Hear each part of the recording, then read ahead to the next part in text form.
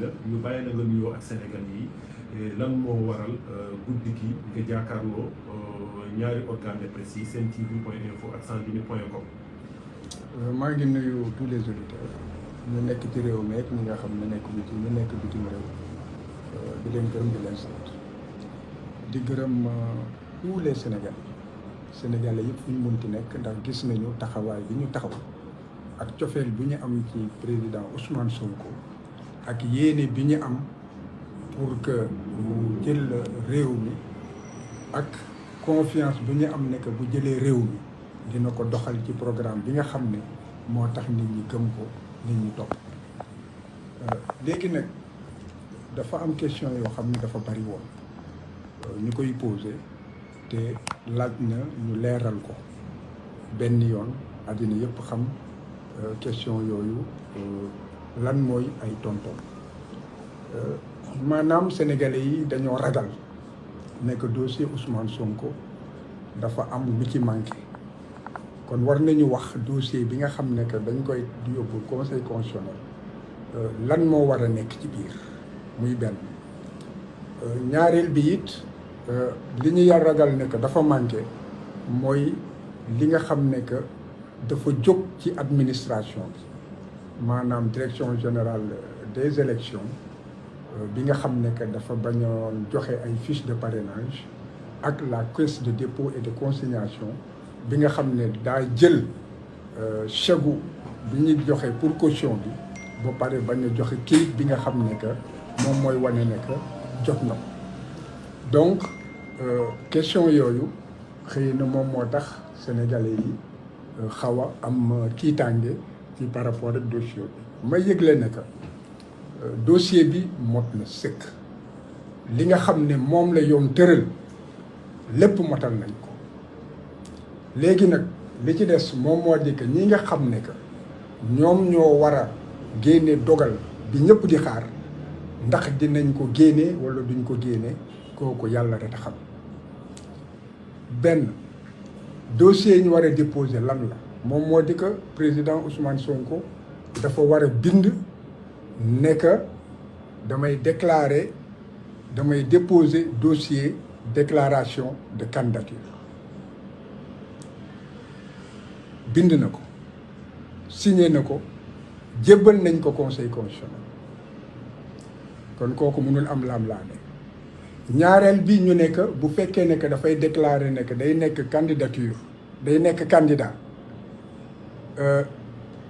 signé na kayit bi kayitu déclaration candidature bi daf ko war a àndale juróom-ñeent kayit yoo xam ne bu fekkee ne que mot na bu boobaa la ñuy saytu kayit yi pour xam ndax kayit yi na ko yoon bëggee mel na noonu walla melul noonu léegi ci biir loolu mu am kayitu parrainage yi benn bi moom moo di war na joxe certificat de nationalité lii wane que ne moom sénégalais la et que maanaam seddoowul Sénégal ak beneen réew kayit boobu déposé nañ ko ñaareel bi moom moo di photocopie légalisée carte d'identité bu CEDEAO kayit boobu it man en tant que mandataire ak représentant moo di man la def man doon ndawam fa mu war a teew ma teewal ko fañ ko war a waxal ma waxal ko la mu war a def ma defal ko kon loolu defal naa ko déposé naa ko ñetteel bi moom moo di kayitu juddu boo xam ne que ba mu ko jotee weesuwul juróom benn weer kayit boobu it déposé na ko ensuite kayit boo xam ne que ñi nga xam ne que ñoom ñoo ko yëkkati pour def ko électeur pour def ko candidat mu di union des forces patriotiques dégg nga ak le crédit maanaam ak le front national ñetti parti yooyu ñoom ñoo ko ngemb ñooñu attestation bi jox nañ ma ko te attestation boobu déposé naa que ñoom ñoo ko ngemb comme candidat kayit bi ci toppaat moom moo di kayitu parrainage kayitu parrainage boobu motal nañ ko parce que fukki député ak ñett la ñu wax fukki député ak ñett yi dégg nga kayit boobu it déposé nañ ko mu ngi fii ma yor photocopie bi bu loolu weesoo ñu ne dafa war a déclarer ne que amul beneen réew moo xam ne que moom séddoo na ko ak Sénégal et que Sénégal mooy léppam fii la juddoo fii la nekk Sénégal yi la fas yéene servir dégg nga et que séddoo ko benn réew këyit boobu it Ousmane Sonko bind na ko signé na ko déposé naa ko léegi këyit boo xam ne que bu ci topp moom moo di que maanaam buur topp ko benn koppar 15 Mali buur topp ko muy nan la tuddati attestation fiscale quitus fiscal kooku nguuru Sénégal ci boppam ñoo ko jox kayit buy wane que ne topp ñu ko koppar bu gën a néew 15 yoolalu leen déposé na ko léegi bu loolu weesoo mu des kayit boo xam ne day wane que ne déposé na 30 millions caisse de dépôt et de consignation moom mooy coffre-fort buur ci coffre-fortam yi la léegi nag ñu ne kayit boobu dafay ànd ak benn bataaxal boo xam ne que directeur bi day signé ne que koppar yooyu jot nañ ko déposé nañu 30 millions mu ngi nii xool leen ko 30 millions yi ñu ngi ko déposé mun ngeen koy yéegal lii damay protéger données personnelles yi bu ngeen xoolee le 30 novembre la crédit déposé xaalis xobet lañ déposé le même jour ñu joxe chèque boo xam ne le 29 novembre la lañ ko préparé woon chèque boobu le même jour dindi nañ ko ci compte bancaire ba nga xam ne fa la ñu defoon koppar yi mu doon chèque certifié moom moo di koppar yi jébbal nañ ko caisse de dépôt et de consignation ci xam-xamu banque léegi nag boobu ba tey addina bi gis na ne que ñu ngi daw pour que directeur bi jox ñu kayit bi nga xam ne que moom ci boppam da koy dëggal chèque bi nga xam ne moom la ñu jox caisse de dépôt chèque baa ngi nii wane leen ko àddina yëpp gis ko chèque baa ngi nii 30 millions de francs CFA bu ngeen ko xoolee bu ngeen ko jegee da ngeen gis ne chèque certifié la chèque certifié kon ba nga xamee loolu yëpp joxe nañ ko kayit bi nga xam ne que ñoom wane nañ ko ne jot nañu koppar yi bu ñu nii moom moo di nan la tuddati quittance de reçu mu ngi nii lii ñoom ñoo ko signé ba ñu jotee chèque bi pour wane que ne chèque bii nga xam ne que 30 millions yi jébbal nañ ko caisse bi ñoom jot nañ ko ñoom ñoo ñu ko jox gis ngeen caisse de dépôt et de consignation kon boog jot nañ ko kayit bi nga xam ne nag moom dafa war a bind rek ne que waaw ñu ngi dëggal ne que jot nañ ko kayit boobu fu ne defal nañ ko lu mel ni Langabour yi foo jaar ñu ne du foofu fële ngay jaar boo jaaree foofu ñu delluwaat ni du fii kayit yooyu mu ngi nii lañ ñu tere même ñu yegg ci ñi nga xam ne moom moo jël suñu chèque. mooy ban kayit. procès verbal constat la ndax dañuy dem pour mu jox ñu kayit bi mu lànk bi mooy lan moom moo di boo jëlee kopparu nit nga war koo joxaat benn kayit mu ñëw nga tëj say bunt walla bu ñëwee nga ne du fa dugg foog naa ne caay-caay du weesu loolu te loolu foog naa ne réew mi waroon na ko jomb léegi nag kon quittance boobu nga xam ne que jox nañ ñu ko mooy bii ma leen won quittance bii ma leen won léegi quittance bi déposé nañ ko déposé nañu photocopie chèque bi léegi déposé nañu it kayit yi wane que ne directeur bi moom moo ñu bañ a jox kayit ba nga xam ne moo ci war a topp kayit boobu nag yoon conseil constitutionnel bi nga xam ne lañ jébbal kayit yi dafa may atte yu mu atte bii ci la ci atte yi am na beneen atte yi boo xam ne yor naa ko fi dégg nga boobu it ci atte yi la moom moo di que conseil constitutionnel mooy bii conseil constitutionnel li mu wax dafa leer. lan la wax. conseil constitutionnel ci bii kii parti bu ñuy wax RPJS la maanaam dafa am benn loi boo xam ne assemblée nationale daf ko wote woon boo ko assemblée nationale voté ba pare député yi d'accord ñu ci ñu jébbal mbir mi conseil constitutionnel pour que conseil constitutionnel wax ci ba mu demee conseil constitutionnel ne leen que seen wax ah mënuma koo jël wante li tax mënuma koo jël lenn rek la moom moo di que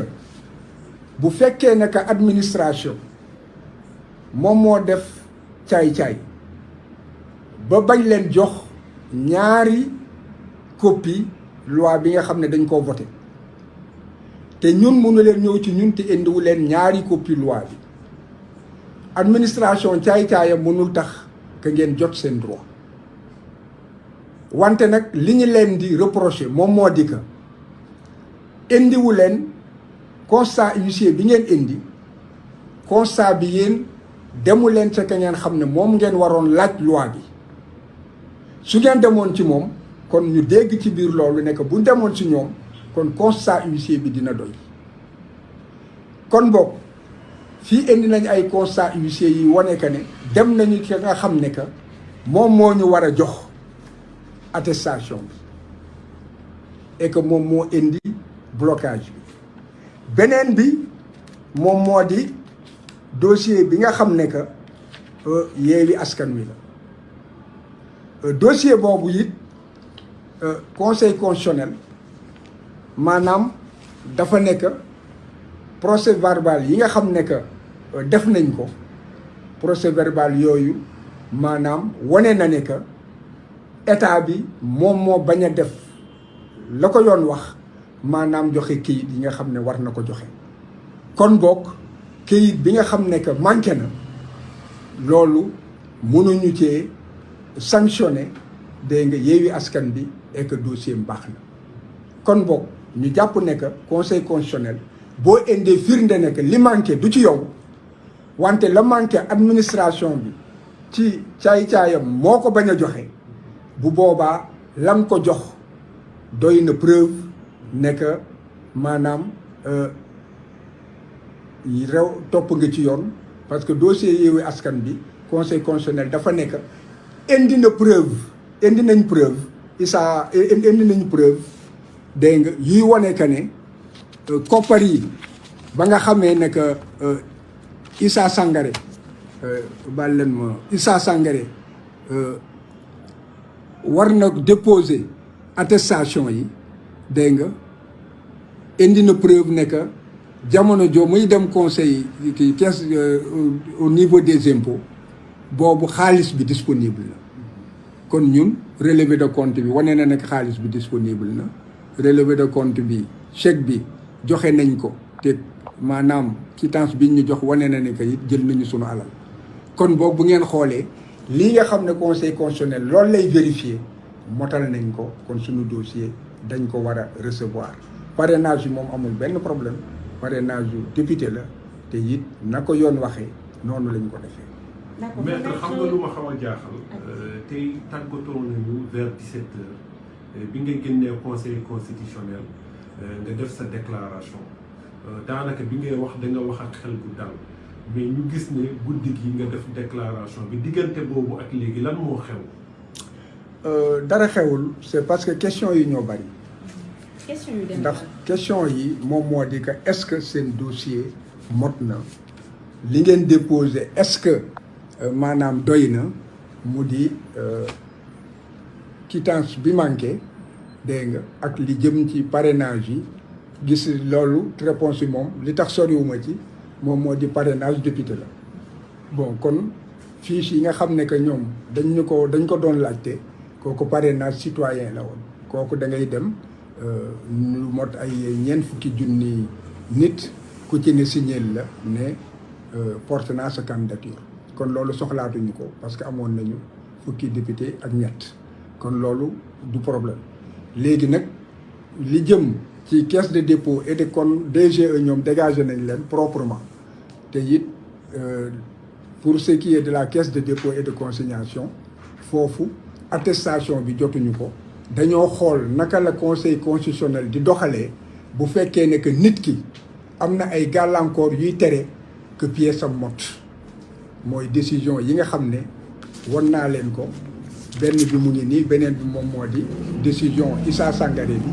nga xam ne que wane nañ ko ne xaalis bi disponible na ñun wane nañ ko ne xaalis bi disponible na won naa leen léegi relevé de compte bancaire bi ni nga xam ne xaalis bi génnee nañ ko wane nañu it ne que jël nañu suñu xaalis ndax jël nañu suñu chèque kon boog kayit boo xam ne dañ koy bind ret dégg nga reçu dina remplacer en fait attestation parce que attestation day firndeel rek ne que ñoom jot nañ ko te reçu bi it mënuñu joxe reçu ne que jot nañu 30 millions te jotuñu ko wan naa leen chèque bi chèque certifié la c'est disponible kon boog loolu pour tontu ñiy poser des questions yoo xam ne que en fait ñun réglé nañ ko. d'accord maître yaa ngi wax ne question yi dafa bari bokk na ci seen confrère bi nga xam ne bind na loo xam ne ñëpp ñi ànd ak Ousmane Sonko xaw nañu tiit ndax mi ngi wax rek lu jëm ci Sénat taxawaay bi nga xam ne amoon na ko naka itam DGE dem na sax bay wax lu jëm ci déstabilisation Sénégal wala ay information yoo xam ne xaw nañ koo for ci yow bay ne dañuy waaja daal am na lu ñu naral Ousmane Sonko est-ce que mën nga ci apporter ay précisions wala nga leeral un peu ñi nga xam ne Ousmane Sonko moom mooy seen candidat. man en fait su fekkee ne que ab avocat ni man wax na amul dara lu ma ci war a mën a wax man li ma mën a wax moom moo di que man maay mandataire bi man maay représentant bi dossier yi xam naa li ci nekk xam naa ne it li ma teg ak ni ma wax ak yéen tey xam ngeen ne que xel bu dal la moom moo di que lépp lu yoon wax def nañ ko. te lépp loo xam ne it conseil constitutionnel fa la doon jaar yëgalu fàttali nañ ko te it xam nañ ne que foofu la war a jaar kon boog ñun bu fekkee leneen am na dina doon loo xam ne dina jaaxal sénégalais yi dina jaaxal addina bi ndax dossier bu complet la te it ñu xam leen moom moo di que dossier bi nga xam ne dañ koo déposé dossier bi dañ koo scellé maanaam dañ koo tëj bañ ko tëjee tamponné naa greffier en chef bi tamponné kayit boobu kenn amul droit tijji ko ba mu yegg ci kanamu commission de parrainage bi bu boobaa su yeggee foofu ñu génnee dossier yi maanaam xool sunu parrainage wante mun nañu vérifier ndax pièces yi mot na nee naa leen pièces yi bon na kon boog suba man njort bi ma am te loolu moo la sama xel jàpp ne mooy am moom moo di que buñ ko tijjee suñuy pièces mot na et que dinañu jublu ci vérification parrainage yi 13 députés yi mot nañu lépp loo xam ne wax nañ ne que noonu lañ ko war a bindee bind nañ ko xool nañ ko xoolaat nañ ko saytu nañ ko dégg nga kon boog loolu leer na te it li ñu déposé yëpp dafa àndal ay bataaxal yoo xam ne que président conseil bi la moo ko moom ak membre conseil bi ak nan la tuddati membre commission de parrainage yi ku ci ne jox nañ la àndal nañ la bataaxal boo xam ne day expliquer gàllankoor yi nga xam ne yëpp jot nañ koo am te it yàlla mayuñu que ñu mën a motal la nga xam ne que loolu lañ laaj kon boog am nañu yaakaar ne que ëllëg suñu parrainage duñ ci am dara loo xam ne que dinañu ci bett lu dul betteel bu neex. D'accord. Maître, vous êtes le mandataire de la coalition Sonko Président 2024. Tout à l'heure, vous avez sorti un communiqué pour alerter l'opinion nationale et internationale sur tous les actes inimaginables posés par l'État du Sénégal pour entraver le dépôt du dossier de candidature de Ousmane Sonko. En l'occurrence, vous êtes son mandataire.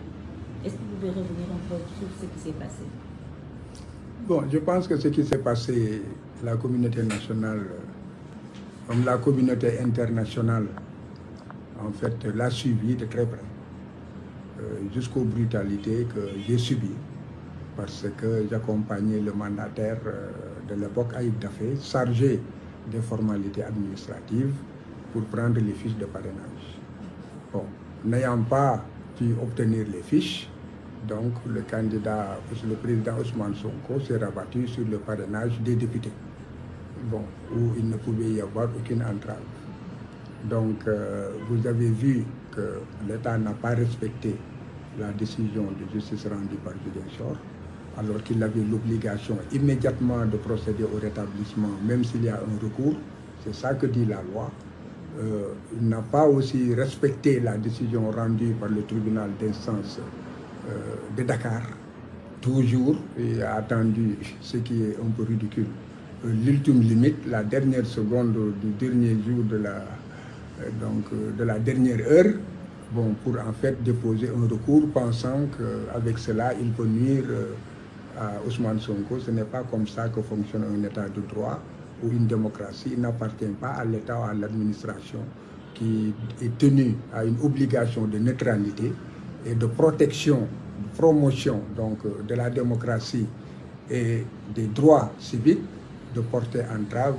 en fait à l'exercice de droits fondamentaux. Bon, donc la Sénat aussi, qui peut faire des injonctions et même se substituer donc à l'administration pour lorsqu'il y a un manquement, la Sénat a eu à demander à la Direction générale des élections de respecter le droit de Ousmane Sonko et de le rétablir. Bon, on a assisté à quoi? Non seulement le service du ministère de l'Intérieur a refusé de s'exécuter, mais encore le président de la République a immédiatement dissous cette formation et a nommé d'autres membres. Ces membres ont été saisis, ont reçu une notification par les avocats d'Ousmane Sonko et aussi elle est informée de la décision du juge. À ce jour, on n'a pas de réaction alors qu'ils avaient un pouvoir de substitution. Je pense que même l'attestation de la Caisse de dépôt et de consignation, la Sénat, avait le devoir, sans attendre qu'on le lui demande, n'est-ce pas, donc de nous délivrer une attestation qui suppléerait à l'attestation du directeur de la Caisse et de consignation. Mais en tout état de cause, nous avons suppléé à cela en nous fondant sur la jurisprudence du Conseil constitutionnel, qui est que le constat établissant les obstructions de l'administration suffisent pour établir que les manquements ne sont pas imputables donc à l'intéressé et qu'on ne peut pas punir l'intéressé d'une faute qui ne lui incombe pas. Bon, donc nous avons les procédures de constat, nous avons les décisions de justice, nous avons aussi les, comment dirais-je, la preuve de ce que vous pouvez bien le voir. Nous avons la preuve de ce que l'argent est disponible jusqu'à aujourd'hui. Ça a été débité donc du compte de 30 millions de francs CFA. Vous avez la preuve de ce que la direction de la Caisse de dépôt et de consignation a reçu un chèque de 30 millions de francs CFA, un chèque certifié, donc de l'argent disponible pour la Caisse de dépôt et de consignation. Et vous avez ici même donc, un reçu de versement délivré par la Caisse de dépôt et de consignation. Je lis ici il est marqué compte d'imputation numéro X, caution des candidats aux élections. Bénéficiaire Ousmane Sonko de la coalition Sonko Président 2024. Nature de l'opération, cautionnement des candidats aux élections. Vous pouvez l'agrandir, que tout le monde puisse le lire. Voilà. Donc il ne faut pas dire que l'argent n'est ni disponible ni déposé. Donc je vois mal que les 7 sages, au vu de tout cela, puissent en fait dire autre chose que de constater que si maintenant l'attestation n'est pas délivrée, le manquement est imputable à l'administration et que l'administration a agi par voie de fait. Vous pouvez bien le prendre, vous pouvez aussi, si vous le voulez, voir les relevés de compte bancaire où l'argent crédité en argent liquide a été débité le même jour pour le compte donc, de la caisse de dépôt et de consignation. Voilà en fait le relevé de compte, vous pouvez l'agrandir.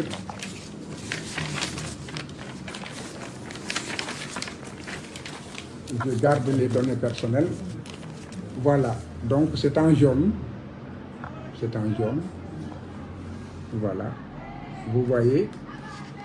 versement, on peut bien lire en liquide. Ensuite, vous voyez, versement par chèque. Débité du compte le même jour. 30 novembre. Je vous ai montré tout à l'heure le chèque. Bon, donc maintenant, je pense que tout le problème est de savoir si ce pays va s'ancrer dans la démocratie, ou bien si en fait l'affaissement donc, de la démocratie par le fait de l'administration va continuer. D'accord. Il y a des informations qui circulent. L'élimination de Ousmane Sonko est déjà actée par le Conseil constitutionnel. En tant que son mandataire, est-ce que vous pouvez apporter des précisions par rapport à ces informations? Je ne peux pas en fait confirmer une information que je n'ai pas. Moi, je suis convoqué pour demain pour la vérification des listes de parrainage. Donc je pars pour la vérification des listes de parrainage. Donc l'élimination d'Ousmane Sonko, je me demande où est-ce que vous avez pris cette information. Alors que, en fait, l'enveloppe contenant les parrainages est scellée et ne peut être ouverte que devant moi. À partir de ce mois déterminé, on me dira il y a tel ou tel motif et je vous ai lu tout de suite la déclaration, la décision donc, du Conseil, n'est-ce pas, qui liste ma nekk moom la ñu war a xëy na ñu njëkk ko saytu te buñ ko saytoo it bu dee dañoo teg lépp ci fa mu war a jaar maanaam ci article bi nga xam ne que moom laa wax léegi moom moo di article 121 nga xam ne dafa wax li yoon wax ne que lii la ñu war a dugal wante la ñu dugal waruñu koo xool dañu war a xool parrainage yi est-ce que jaar na yoon wala jaarul yoon dañu xool est-ce que pièces yi ñu ngi fi jëmm ji la ñuy xool mais duñu xool ci biir te jëmm yëpp a ngi foofu kon boog parrainage bi dañ ko war a xool ndax moom jaar na yoon bu jaaree yoon nag bu boobaa le conseil constitutionnel di dem commission bi du ko fekkee ñoom rek ñooy dem léegi nag loxu mbóot këyit bu ci ne saytu ko bu fekkee da ngaa juum sax ci sa juddu ñu ne sa këyit baaxul foofu la ñuy éliminer man loolu yaakaar naa ne que yëfu cuune yooyu man du ma dal. xam nga si yaakaar si conseil constitutionnel dina def liggéeyam ni ñu waree. xam nga li ëpp ñeent fukki at a ngi nii ma nekk tribunal te ñi nga xam ne yëpp ñu ngi conseil constitutionnel yaakaar naa ne buñ ma njëkkee tribunal it ñoom ñoo ma mag benn at la wala ñaari at kon ñoom ñëpp ku ci ne xam naa la ci biti te xam naa la it lu bari ci li biir li ma mën a wax moom moo di que confiance am naa ko conscience nag waxu warul tekki ne que munoo am betteel moo may jaaxal ci ñoom. fi ñuy daanale Ousmane Sonko. te it ma ciy boole ne que nag buur daa bari doole. ak bari pexe. fi ñuy daanale est-ce que yaa ngi déggante sa client Ousmane Sonko est-ce que kañ nga mujj a gisee moom ak état ak fan la toll et cetera. Ousmane mu ngi ci jàmm ndax gëm na dossier bi dama ko préparé moom te dafa di koo xam ne que pepp suuf du ko rëcc kon dañ ko vérifier ba lépp leer kon xelam dafa dal dégg nga kooku muy benn ñaareel bi it moom moo di dafa di ko gëm yàlla xam na ne que nit bari nay pexe gis nañu pexe ak caay-caay yi nguur yëpp te yàlla dégg nga wommat na ko ba mu àgg fii kon boog nit ak ay pexem yàlla ak dogalam kon mu ngi ngëm-ngëm ñetteel bi it moom moo di xeebul sénégalais yi xam na ne que sénégalais yi incha allah rabbi li nga xam détermination bi ñu am dégg nga état bi yàgg-yàgg dina leen ci fekk loolu gëm-gëmam la. investiture am finalement autorité yi bañ nañ ko lan mooy réaction Ousmane Sonko. non xam nga wax naa ne que yëfu wuyu la te it réew mi dafa am maanaam ay nit ñu tuuti ñu ko ŋànk lii lépp li nga xam dañ ci war a def jàngat moom moo di que démocratie ci réew mi depuis 2014 nee woon naa ne que démocratie ngi wéy di dem boobu xamoon naa ne que la ne ca kaw ñu koy wax ak di ko wone bokkul rek li nëb xasaw rab ci suuf ñaareel bi it que yoon état de droit moom it mu ngi wéy kooku 2014 la léegi nag événement yi dafa permettre Sénégalais yi jaxaran ñu xam ñi nga xam ne que ñoom ñoo ŋànk réew mi naka lañ ko mës a doxalee ak ci lan la ñu yaakaar moom moo di doole ak caabi gannaaw et que mu jaral leen lépp it wante nañu am ngëm nekk ak nu mënti wel suñu Sénégal bi kenn duñu ko yàq. maître ñoo ngi lay jaajëfal bu baax yaa ngi nekkoon ak Mouhamed Lodji Sen TV Info ak Ngoné sanslimite.com sa dernier mot. sama dernier mot moom moo di que ci wolof moom moo di que sénégalais yi yeewu nañu te dootuñu nelaw kooku na leer ci ñëpp di wax it ne que nañu pare pour que Ousmane Sonko mën a yeggali yéene bi mu amal Sénégalais yi te mënu koo yeggali tant que nekkul président kon boog ñu taxaw tembe pour que mu war a mën a yegg ci élection yi te gëm nañ ne que ñi nga xam ne tey jii ñoom ñooy yor kayit yi du ñu dem ci du ñu waroog askan wi ndax askan wi la ñu bëgg ak kayit yi nga xam ne dafa leer yaakaar naa ne que am naa yaakaar ne que du am woro. merci ñoo ngi lay jaajëfal bu baax. je vous en prie. ñu sant leen gërëm maître Ciré Clédor Ly nekk mandataire bu coalition